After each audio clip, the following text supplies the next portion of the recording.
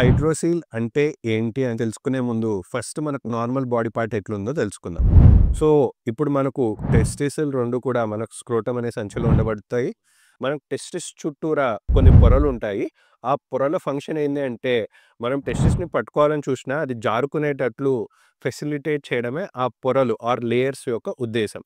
So, అందుకే మనం కాలుపైన కాలేసుకున్నా are ఎట్లాంటి చేస్తున్నా కూడా మనకు టెస్టిస్ అనేది జారిపోతూనే ఉంటుంది.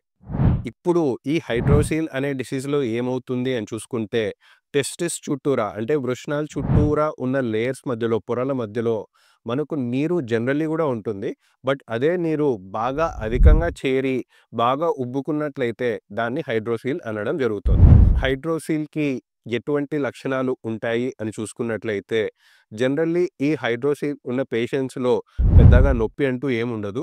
నొప్పి లేకుండా ఒక సైడ్ ఆఫ్ ద టెస్టిస్‌తో పోల్చుకుంటే, ఇంకొక సైడ్ రోజులు గడిచే కొద్దీ, నెలలు గడిచే కొద్దీ స్లోగా పెద్దదవుతూ ఉండడం ఈ హైడ్రోసిల్‌లో గమనిస్తూ ఉంటాం.